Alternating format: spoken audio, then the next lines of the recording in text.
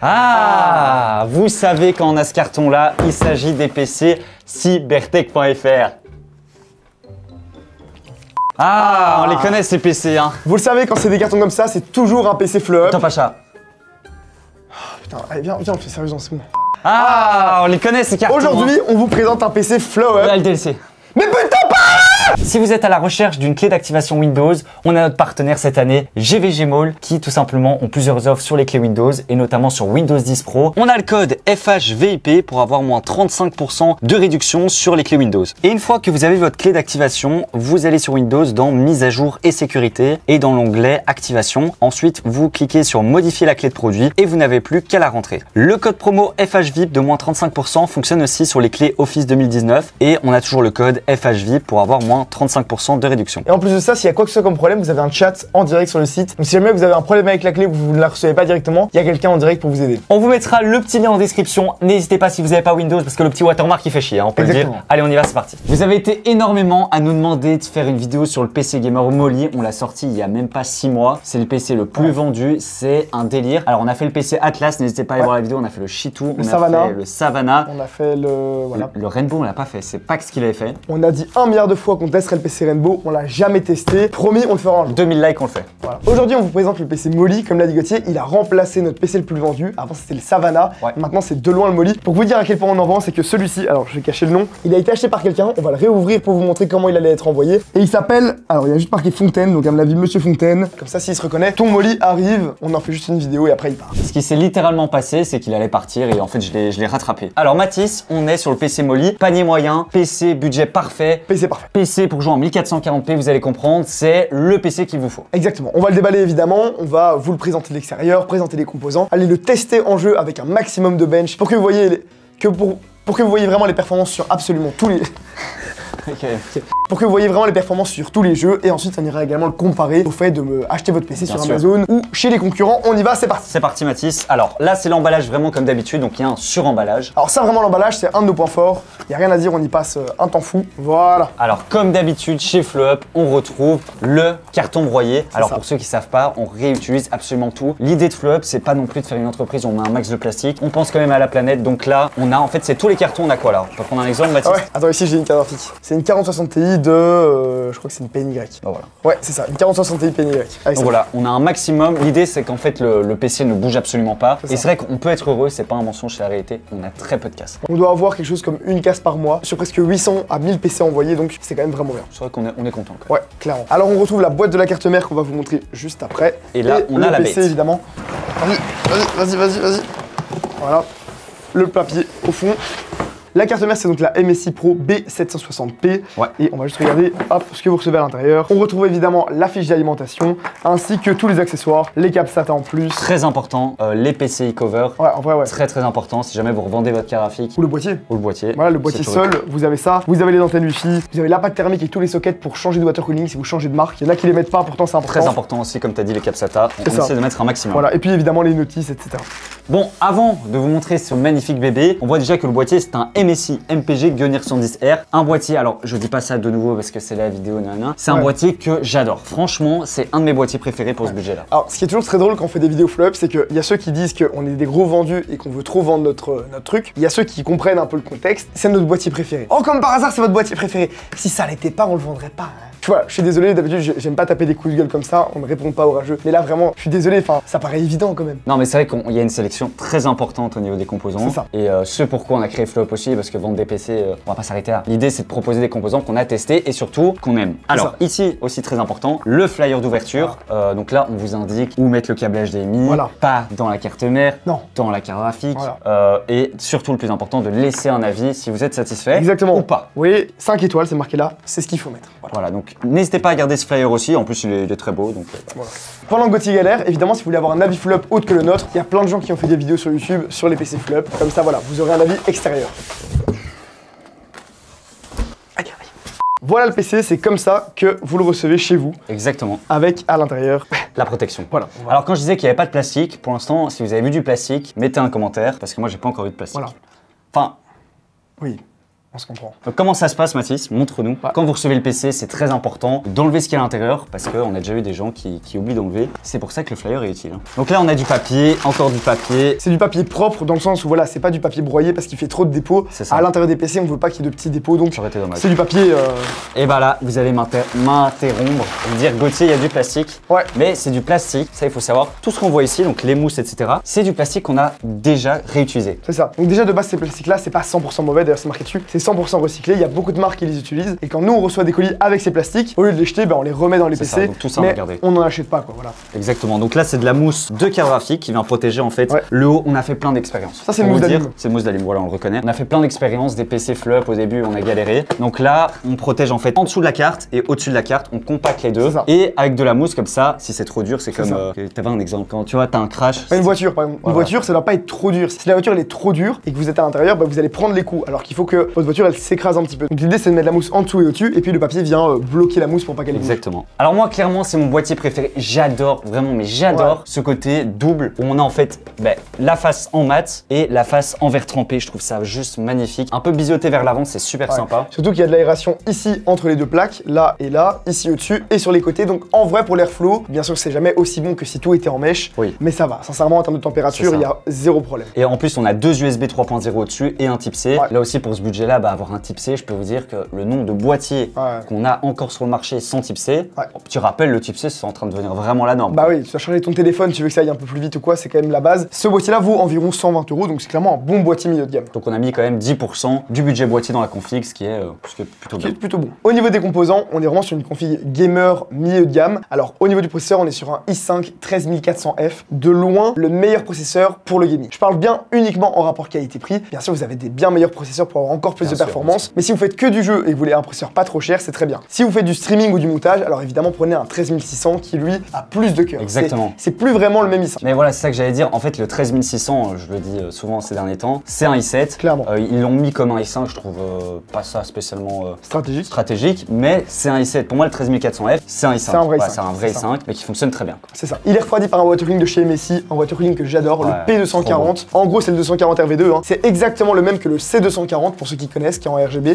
Alors, celui-ci coûte légèrement moins cher, c'est aussi pour ça qu'on l'utilise. Parce que c'est vraiment une config black, un peu sobre et tout. Vraiment en noir et rouge, il est magnifique. Il est super beau. Et voilà. Et en fait, la seule différence, c'est qu'il n'y a pas de RGB sur la pompe. Autrement, c'est la même chose. Mais ça perd super bien. C'est un processeur qui chauffe pas tellement en plus. Donc, on a des super températures, mais ça, on ira voir après. Et surtout, ce water cooling là, en fait, on se rend compte que énormément de gens préfèrent que forcément toujours du RGB. Donc, ça, c'est cool. Autrement, pour la carte mère, on l'a dit, c'est la MSI B760. C'est full MSI. D'ailleurs, il y a un max d'MSI.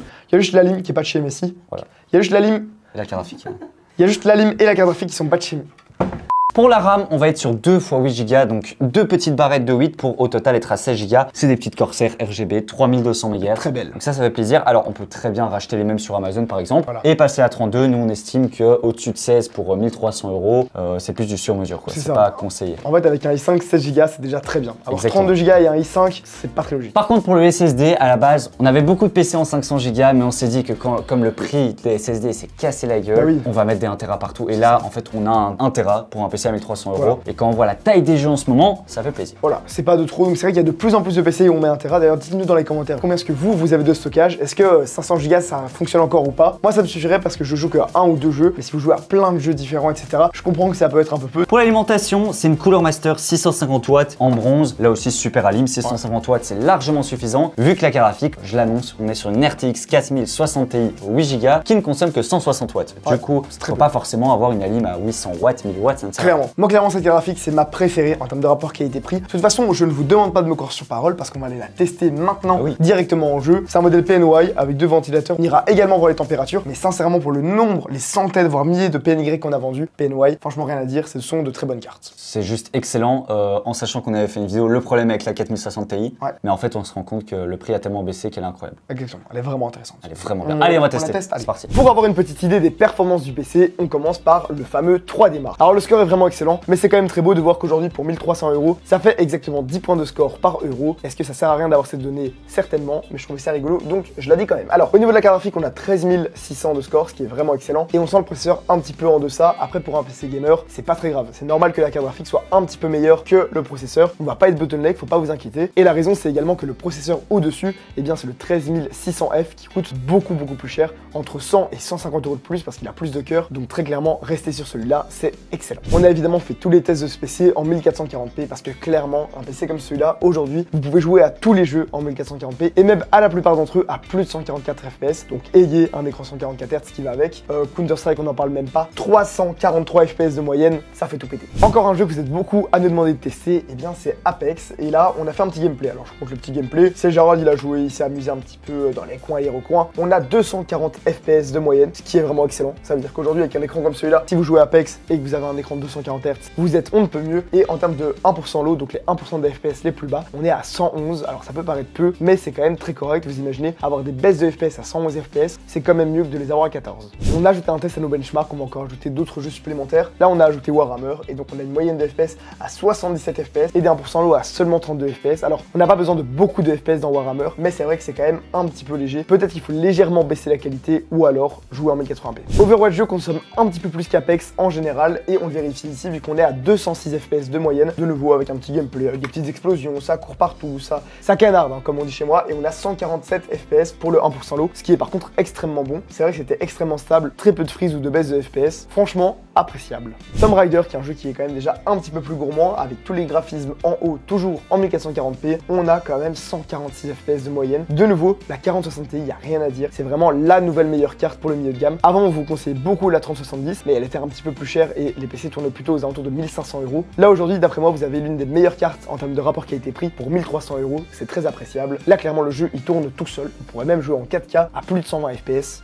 J'adore. Allez, on continue les benches avec Cyberpunk. C'est un jeu très gourmand et vous nous le demandez à chaque fois. Alors, on est toujours en 1440p en élevé. Je tiens à le dire aussi qu'on n'a pas le ray tracing d'activer. D'ailleurs, n'hésitez pas à dire en commentaire si vous voulez qu'on active le ray tracing dans les jeux, parce qu'il y a plein de gens qui disent enlever le ray tracing, d'autres qui aiment pas. Donc, n'hésitez pas à nous dire ça dans les commentaires. Mais en tout cas, on a 95 FPS de moyenne, ce qui est juste excellent, avec un FPS minimum à 33 FPS. Donc, franchement, c'est vachement bon. Et pour l'occasion, on vous a fait un bench sur le Cinebench 2024. Il vient tout juste de sortir, donc on n'a pas pu s'en empêcher. Ce qui est pas mal, c'est qu'ils ont ajouté le score GPU de la carte graphique, comme ça voilà, on arrêtera un peu avec 3 démarres. On a un score CPU multicœur de 649 et un score single core de 98. Alors en soi on se dit c'est pas beaucoup, c'est très peu. Faut savoir que c'est sur une autre base, une autre échelle, et on va pouvoir en fait, ce qui nous intéresse en réalité, c'est comparer aux autres processeurs. Alors on peut regarder que ce i5 13400F, on peut voir qu'il est plus performant que la puce Apple M1. Ça j'ai envie de dire, je savais même pas, honnêtement ça fait plaisir. Alors un peu en dessous quand même du M1 Max, et si on compare à AMD, on voit qu'on est en dessous du 5800X en multicœur, donc il va être moins efficace en multitâche. Mais par contre, pour du gaming, ce qui nous intéresse, c'est le single cœur. Et là, on voit que le i5 13400F est au-dessus du 5800X. Et donc, en gaming, il faut regarder le single cœur plutôt que le multicœur. Donc là, c'est super intéressant. Le processeur perf plutôt bien. Comme vous avez pu le voir, ce PC Gamer Molly, il est stratosphérique, il est monstrueux. Il est satellisant. Satellisant, exactement. Alors, c'est clairement un PC pour de la 1440p. Ouais. J'avais oublié qu'à 1300 €, c'était possible de jouer à autant de jeux en 1440p. Mais c'est le cas. La 1080p, vous êtes trop bien. Vous êtes trop bien. Pour de la 1440p, ça fonctionne. Et même de la 4K à 60 FPS. Donc, c'est juste incroyable. Et alors maintenant, pour décortiquer un petit peu le prix, comme on vous l'a dit, il est à 1300 €. Je le dis ou je le dis pas, mais il y a des codes promo sur Fleuve pour avoir 40 € de réduction. Par exemple, actuellement, il y a le code SCHOOL, donc tout en majuscule, SCHOOL. Voilà, vous avez 40 € de réduction. Donc en vrai, il est à 1260. Ça, c'est que pour les gens. Ça, c'est mon secret. Alors, j'ai refait la config exactement la même, composant par composant. Tout était sur Amazon. Vous voyez, je vous le montre rapidement. On arrive à 1275 €. Donc, c'est 15 € plus cher qu'avec le code et 25 € moins cher que si vous ne mettez pas le code et que vous êtes bête. On l'a également fait sur LDLC, donc avec exactement les mêmes composants et simplement le montage du PC que j'ai ajouté pour 70 €. J'ai même pas mis celui à 120 € avec l'OS. Parce que quand vous lâchez sur Fleuve, il arrive avec l'OS, les drivers, etc. Et on arrive à 1424 €, donc encore 124 € plus cher. Et il est également chez Cybertech à 1300 €. Voilà, donc ça se vaut, hein, clairement, sauf qu'on n'a pas vraiment les mêmes composants. On a un water cooling Emirates, c'est leur marque, c'est une qualité quand même inférieure à MSI. C'est vrai. Ça fonctionne en soi. Ça fonctionne, mais c'est quand même moins cher. C'est moins reconnu, on va dire. On a un boîtier un peu en dessous aussi, c'est la gamme juste en dessous. Ça, c'est le Forge 100R. Qui est très bien. Donc qui coûte, ouais, il est très bien, mais il coûte quand même 30 à 40 euros de moins que le boîtier qu'on a utilisé. Il y a également la carte mère qui est pas du tout la même. Là, c'est une Prime, vraiment la moins chère de chez Asus. Nous, on a quand même pris une MSI qui coûte un peu plus cher. Et en plus de ça, vous n'avez pas de système d'exploitation. Alors nous non plus, il n'y a pas la clé Windows, mais au moins il est installé avec les drivers. Exactement. Vous n'avez plus qu'à l'activer. Et pour finir, pour comparer avec Infomax, alors on n'a pas trouvé la même config. Non. Alors c'est pas un coup de gueule, mais juste ils ont un PC qui paraît incroyable pour 1200 euros. Donc on voit la photo ici. Alors c'est bien marqué que c'est pas contractuel, ils le mettent. Mais voilà, la photo elle est incroyable. C'est vrai que c'est un peu dommage. Hein. Ça fait rêver. Et puis quand on regarde en vrai ce qu'on a à l'intérieur, alors oui, on a le boîtier qui coûte extrêmement cher. Par contre, le processeur c'est un 12400F. C'est ça. Ça c'est pas très grave. La carte mère c'est la même que nous, c'est très bien. La RAM est pas RGB, mais surtout on n'a pas de ventirad quoi. Enfin, mais tu vois, la RAM est pas RGB, sur la photo c'est RGB, il y a 10 ventilateurs. C'est surtout le ventirad. Mais le ventirad, c'est vrai que ça fait mal. En sachant que bon, c'est un 13400F, mais le ventirad d'Intel est horrible. Ouais, on le sait tous, c'est pas nouveau. Parce qu'en vrai, le reste ça va, la carte graphique, le SSD c'est très bien, la LIM ça passe très bien. Par contre aussi, on a que 3 ventilateurs dans le boîtier. Ça. Je vous remonte la photo. Le GT302, si vous mettez pas au moins les 6 ventilateurs, il paraît vide et il ressemble un peu à rien. C'est ça, donc ça c'est vraiment dommage pour le coup, c'est pour vendre, mais du coup pour ceux qui vont pas aller plus loin ou voir la petite astérix, c'est dommage. Après surtout, le prix reste correct. Voilà, le prix reste correct, juste il faut tout upgrade et une fois qu'on a tout upgrade, j'ai refait le PC du coup ici. Une fois qu'on a tout mis exactement comme nous, donc avec le même boîtier, tout pareil, on arrive à 1311 euros. C'est plus cher. Donc voilà, c'est 10-15 euros plus cher. Infomax font des très bons prix aussi, y a rien à dire, mais voilà. Quand on met à composants égaux, on se rend compte qu'au final, ils sont un peu plus chers. Tu veux dire surtout quand on met le code promo. Voilà, et quand on met le code promo, là on est à 50 euros plus cher. On est imbattable. Allez voilà, je pense qu'on a fait le tour, on vous a tout présenté, on espère vraiment que ça vous aura plu. Si le PC vous intéresse, je vous le rappelle, il est en première ligne de description et il y a le code actuellement qui vous permet d'avoir une petite promo. Exactement, qui va durer plus que quelques semaines, une dizaine de jours. Donc n'hésitez pas à profiter de cette offre. Nous, on vous laisse avec ça et puis bonne rentrée à tous. Exactement. On se dit à très bientôt. Allez, à plus.